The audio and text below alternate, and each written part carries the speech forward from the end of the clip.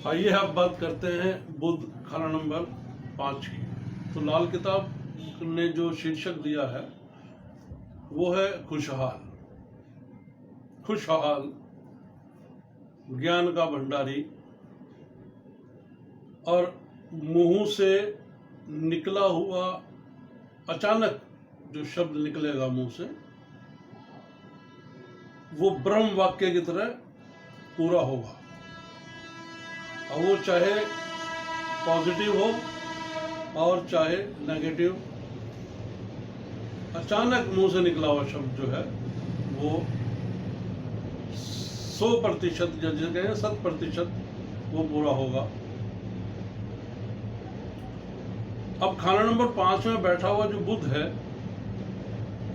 वो भले ही किसी भी ग्रह की दृष्टि में ना हो, यानी जिसे हम कहते हैं कि अगर किसी ग्रह की दृष्टि किसी ग्रह पर नहीं पड़ रही है तो वो ग्रह सोया हुआ कहलाता है। तो अब अगर इस ग्रह पर यदि बुध खाना नंबर 5 पर किसी भी ग्रह की दृष्टि नहीं पड़ रही तब भी बुध जो है वो जागा हुआ ही गिना जाएगा।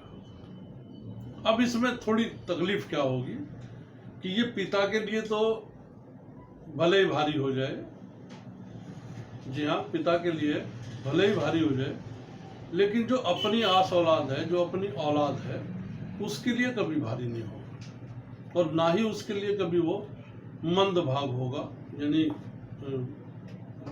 जिसे कहते हैं किस्मत का मारा हुआ, वो नहीं होगा।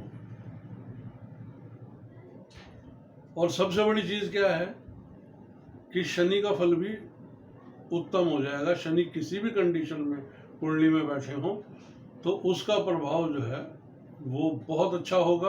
और इसका जो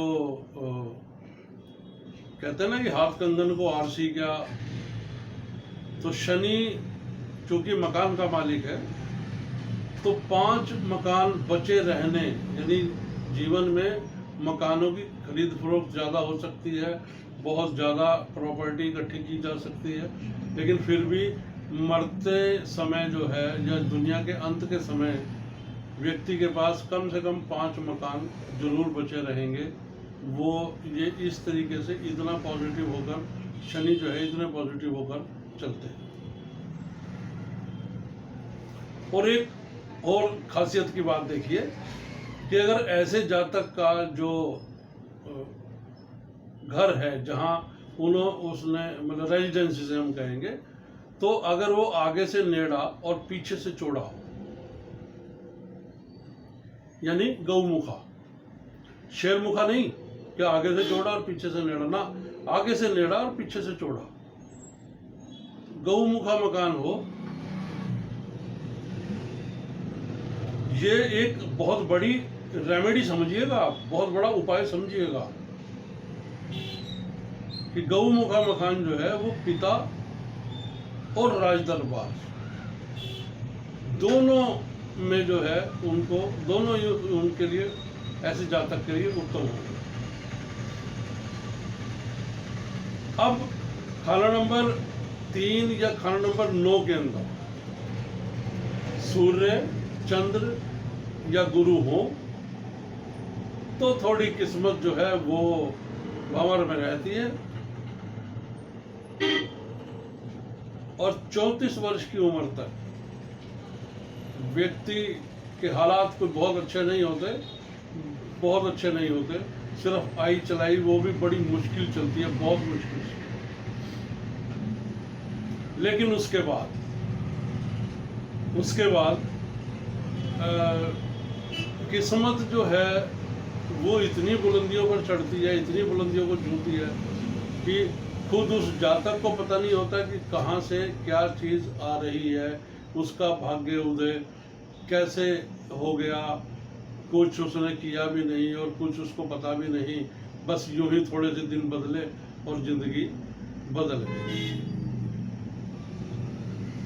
अब एक चीज और है इसके अंदर, अगर और भी ज्यादा, जो कहते हैं ना सोने पे सुहागा, सोने को और चमकाना, उसको और कुंदन बनाना, मतलब अपनी जितनी सुख सुविधाएं, क्योंकि पैसा होगा तो आदमी सारी सुख सुविधाएं खरीद सकता है, कोई बड़ी बात नहीं है। तो उसके लिए ऐसे जातक को माणिक, पुखराज और मोती यानी सुच्चा मोती वो चांदी में या सोने में मढ़वा कर अपने गले में वो धारण कर लें, तो आप देखिए कि इतना अच्छा परिणाम आएगा कि आप सोच भी नहीं सकते। और जो चीज़ आपको वर्षों में मिलने वाली थी वो दिनों में मिल जाएगी। बस एक छोटा सा ये एग्जाम्पल आपको बताता हूँ। और यदि अब एक बात और है कि यदि, क्योंकि 34 वर्ष से पहले की जो स्थिति होती है जातक की वो थोड़ी गंभीर होती है, परिस्थितियां बड़ी ऊंच नीच वाली होती है। तो ऐसे में जब आजीविका या घर चलाना मुश्किल हो तो शायद इतनी कीमती चीज़ें व्यक्ति ना खरीद पाए। तो उसके लिए सबसे अच्छी चीज़ ये है कि तांबे का छेद वाला पैसा, जी हाँ, तांबे का छेद वाला पैसा सफ़ेद धागे में अपने गले में धारण करें। याद रखिएगा, सफ़ेद धागे में।